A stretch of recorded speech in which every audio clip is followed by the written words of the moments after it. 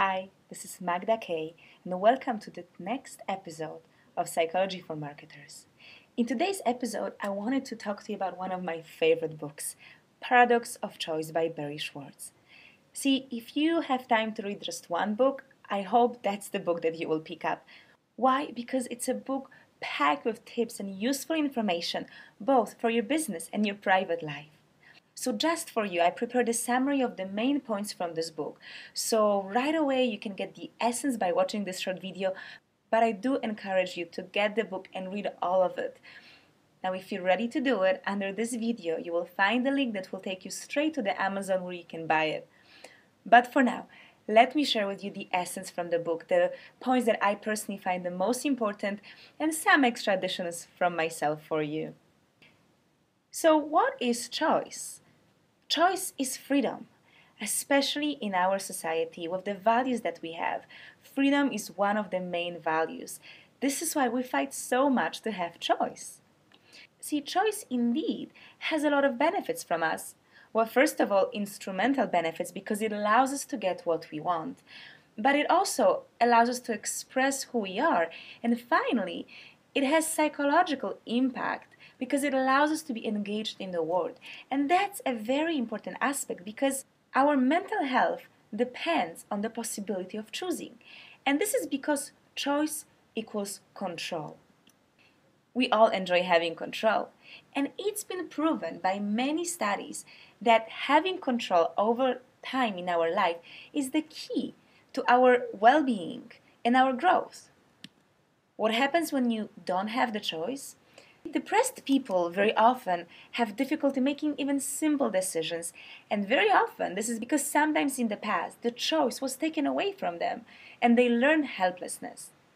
So indeed, the choice is very important and we do need the choice. But what are the limits? Well, choice is of course shopping. I mean, we all love going to shopping malls and search for a lot of stuff that we all would love to have. And indeed, we are shopping more and more. The interesting fact is that we enjoy it less. And this is why. How many times do you go just to buy one thing and then you're faced with so many combinations, so many options, like cereals. You just want a box of good breakfast cereals and instead you see hundreds of brands and hundreds of different boxes and different tastes. Now, which one are you supposed to choose? Now, in this situation, shopping is not enjoyable anymore. It becomes a task. It's too difficult, it's overwhelming, and it's tiring. Saying that having choice is good is way too simple. As you will see in this video and in the book, it's much more complicated. Now, I have chosen for you 7 main aspects that influence how we choose, how we make decisions, but also how we feel about our choices. Now again, in the book you will find more information about it. You will find also more aspects.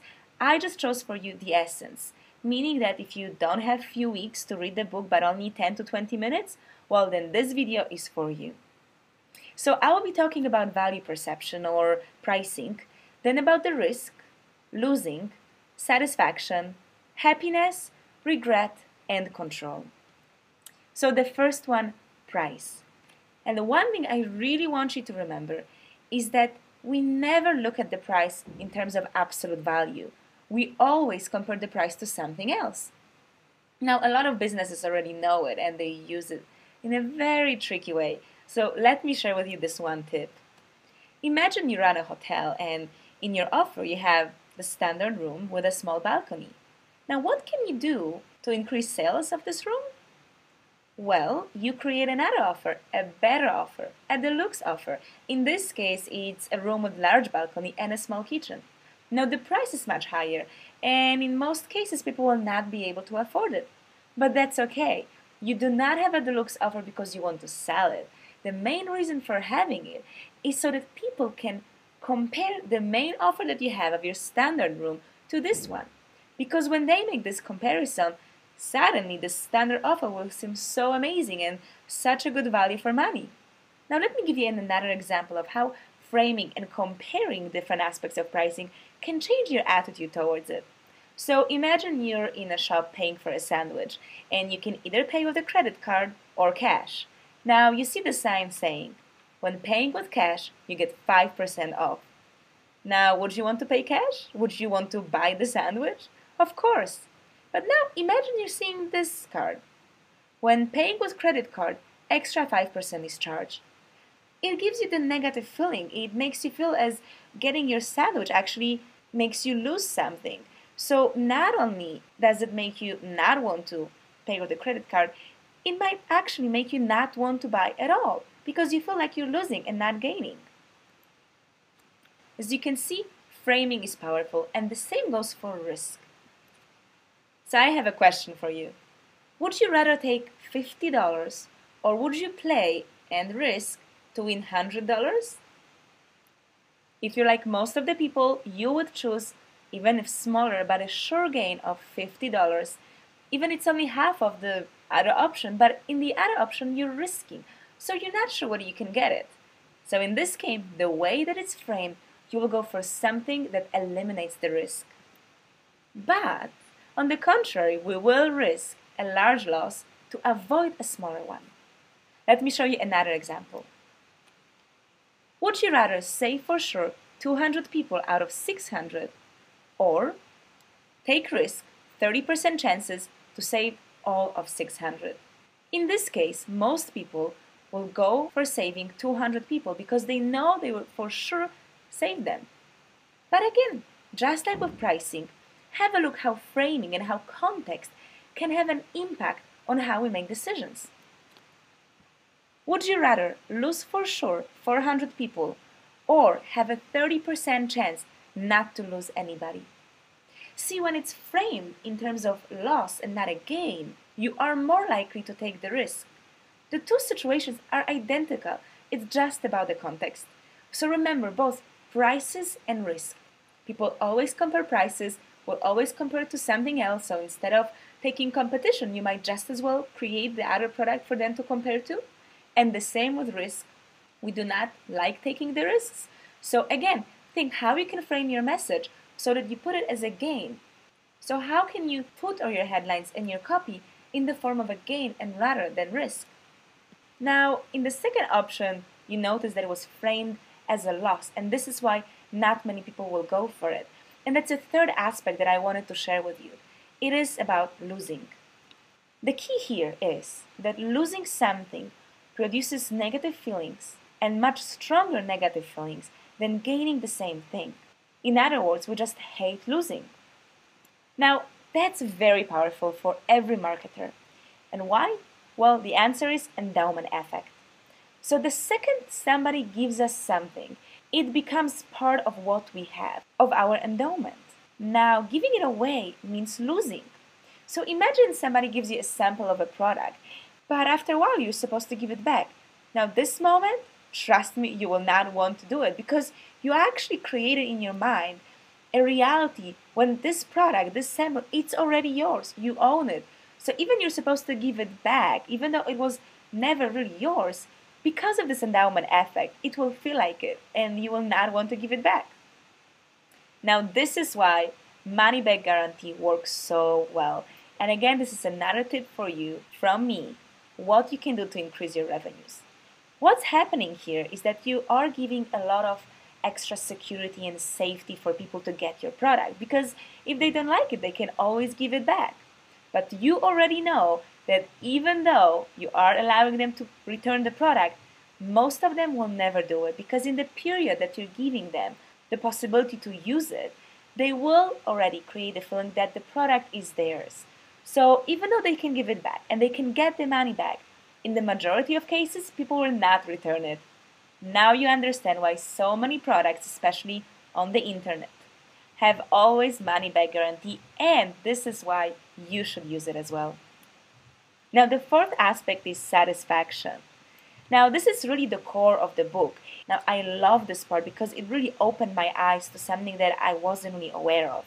And this is the concept of maximizers versus satisficers. A maximizer is a person who goes only for the best. Whatever it is, they want the best option for themselves. What it means is that they need to check all of the options available. Clearly, that takes a lot of time. Satisficer is somebody who does not need to spend so much time on research. It doesn't mean that they go for something that will not make them happy. The key to satisficers is that they have standards. So they know what makes them happy, they know what satisfies them, they know what they want, but they don't always have to go for the best. It's enough if they find something that meets the standards. So the key here is to create the standards, is to know what's really the level of things that you want to accept and that you want, and simply search up to that moment, up to that level, and no more. Naturally, maximizers are less satisfied with their choices. This is because you never feel like you've researched enough options. You will always have the feeling like maybe there's something better out there for you. Talking about satisfaction, let's talk about the fact whether you can return the product or not, and that kind of goes back to the concept of money back guarantee. Yes, we can return, but what happens is that after we return the product, or if we have the possibility of returning it, the choice that we have made will not make us as happy. If I make a decision and I cannot do anything about it afterwards, I have to live with my decision, then I have no choice but to accept it.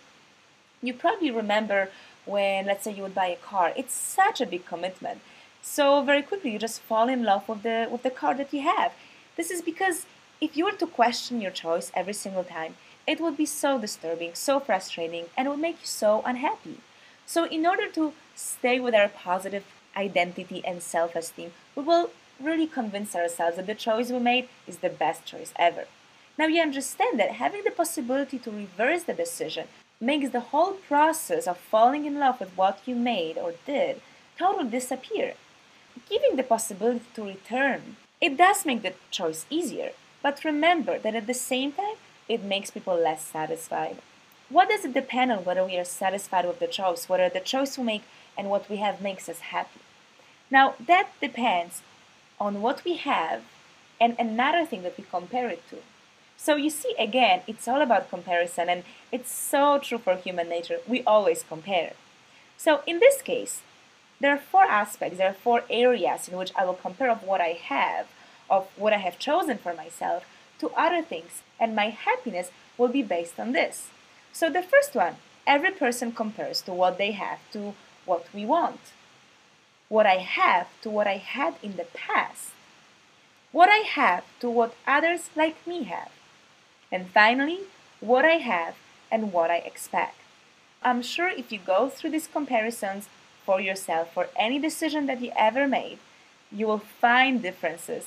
And this is the reason why so many people are simply not happy. The problem is that when we make this kind of comparisons, we tend to do it upwards and not downwards. What it means, I look at what I have now, and let's say I have a nice car. I compare it to others like me have, and let's say some of people are similar to me, they have two cars. So I will compare myself to those, ignoring the fact that there are other people also similar to me who might not even have a car. So I compare myself upwards to those who have more, who are better, who do better, instead of doing it downwards. The key to being happy is actually the ability to comparing ourselves downwards. Doing it upwards is not bad. It's actually good because it allows us to be motivated. It gives us a vision of something better. So it gives us a goal to achieve. And it's okay. But at the same time, we need to find the balance. When should we do it? And when we should accept it? And when we should understand that what we already have is actually a lot. Now, maximizers more often tend to compare themselves upwards because they're looking for the best, which means they're more affected by it. Happy people have this great tendency to simply distract themselves whenever this possibility of upward comparison arises. So we've already talked about happiness. Now let's move to the fifth point and actually talk about it in details based on the book. So first of all, I'm sure you've heard that money doesn't give happiness. But really? Well, yes, really. What is the key essence, the source of happiness? It's deep relationships. And it's been proven by a lot of researchers, a lot of studies. It's the connection with another person. Now, the interesting fact, which is being pointed in this book, is that relationships limit our freedom.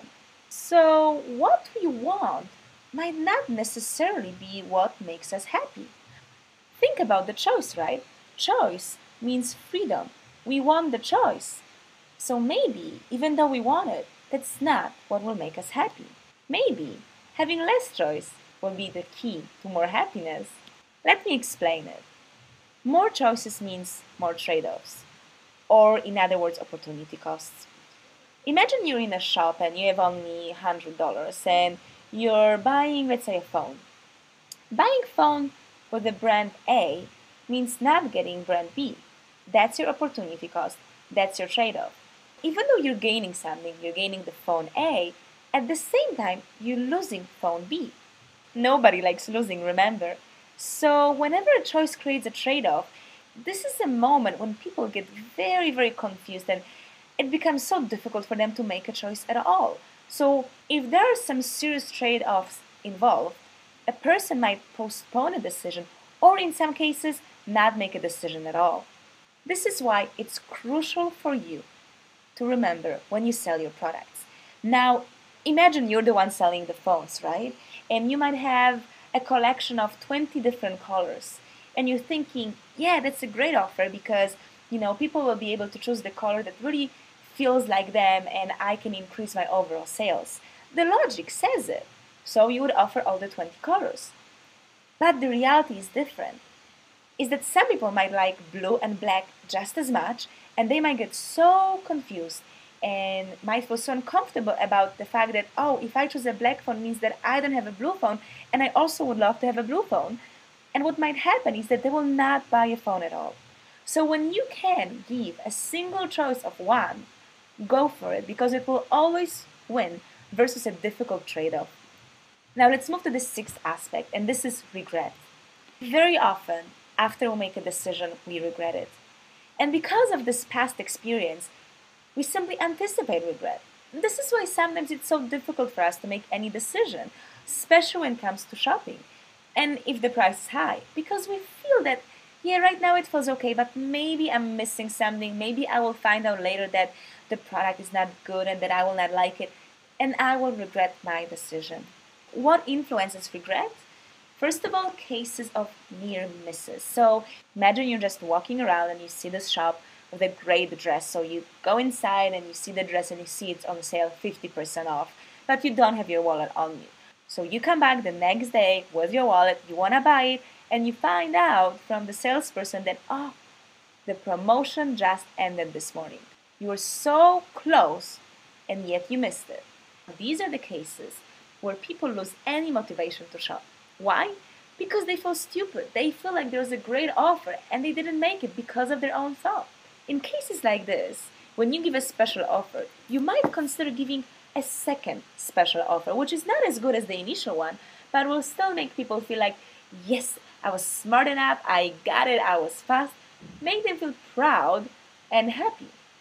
Now, the second thing is responsibility. So, are people responsible for the choices? Let's say if I buy a car and I don't like the car, can I blame anybody else for my choice or can I blame only myself? The strength of the feeling of responsibility and whether it's me or somebody else will have a huge impact on whether I feel regret and how strong this feeling will be. What also impacts on our feeling of regret is so-called counterfactual thinking. We look at the world as it might be, not as it is. It's this comparison upward. We think of what we would like to have, what would be great to be like. And usually the imagination of the world that we have is much better than the one we have. And in many cases also something that we simply cannot have at all. What it does is that even though it allows for the improvements, as we said, but it creates a feeling of regret. Now, why is it all so important? It's because the regret will also stop people from choosing. Why? See, if I am faced with a choice and I expect to regret my decision in the future, I would rather not make this choice. So again, for you as a marketer, you need to make sure that whatever you do, the way you present your offer, the way you sell it, you need to eliminate any possible regrets. This is why money-back guarantee works. This is why you want to have customer support. This is why you want to be open to answer any questions. This is why you want to have testimonials. You want to have other people talk about your product, how it improved their experience and their life. Think of a lot of different touch points, how you can eliminate regret, because it's essential if you want to get a lot of money from selling your product. So you might be asking yourself now, well, what's the solution? If so many choices do not make me happy, if there are so many things that make the choice even more difficult, then what can I do about it? I want you to consider this. If you don't have control, you don't have high expectations. And this is when we enter to talk about control again. How much control do you really need? How much expectations do you need? How high those expectations should be? If you lower your expectations, you will not feel unhappy if you don't meet them. Now, it doesn't mean not having expectations at all. Remember SATISFICERs, what they do? They set standards. It's the same here. Set your standards for your expectations, but don't go beyond it. You don't have to. Because if you keep trying to look for the best and keeping your expectations extremely high for every single thing in your life, you will fail and you will be very unhappy. Now, it's not about absolute control. Again, see how often we've talked about it, that everything is compared to something else, that it's about framing? It's the same with control. It's not just that people want control. I mean, what is control? How much control do we want? It's about perceived control. So again, create your framework, create your world, and then have a control within it. Don't try to have a control over everything because you can't. And there is a very funny cartoon in the book of the two fish in a little aquarium, and one fish tells the other one, you can be anything you want. Clearly, a fish cannot go outside of the water, but it's okay. We have certain limitations for this freedom, but still within these limitations, there is a lot of freedom and a lot of control. Let me share with you some tips taken from the book. So the first one, choose when to choose. As we've already said, you don't always have to go for the best. Know when you should maximize and when you can satisfy. Be a better chooser, not a picker. Again, be smart in how you choose. Don't look at every single little thing, because you will never find something that satisfies you in 100 or 200%. There will always be some little flaws, but it's okay. Just accept it. As we said, satisfies more, maximize less. Yes, we all have areas in our lives when we want to maximize, and that's okay. It pushes us forward. But in the areas when we don't have to, don't do it, because it takes too much energy. Now think about the opportunity cost of opportunity costs. Why? Remember when we think so much about what we lose when we make a particular decision? But do you know how much it costs you to actually think about it? Sometimes it's good to just let go. If you like the option, go for it. Don't think of what you're losing at the same time, because the truth is that you always have to make some sacrifices. It's just the way it is. Then make your decisions non-reversible. Remember that if we cannot return what we bought, we actually fall in love with it. The same here. Now that you're aware of how that works, try to eliminate the possibility of reversing your decision. Practice an attitude for gratitude. This is when you want to try comparing yourself downwards. So look around and try to see people and situations which are actually worse than you. And I'm sure there are a lot of them. There are always those who have more and those who have less. Those who are more successful in a particular field, more successful than you, and those who are less successful. So remember to always find this balance. Don't always look up to people who are so much better. Look also down so that you can appreciate what you already have. Be grateful for what you've achieved. Anticipate adaptation. The truth is that we adapt to a lot of things. Remember the concept of anticipating regret? So sometimes we think that, okay, I will not make this decision because I know I might regret it. But again, see, the way people work is that we adapt to situations. So even if something bad happens, even if this regret kicks in, after a while, I will adapt to it and I'll be just as happy. So remember that it will happen. Even if something is not perfect right now, in a few weeks or months, you'll be very happy with the decision. Same way. And finally, control expectations. Have high expectations when you really need them. And in the areas of your life when you don't, try lowering them a little bit. And you will see how often you start meeting them and what kind of impact it will have on your well-being.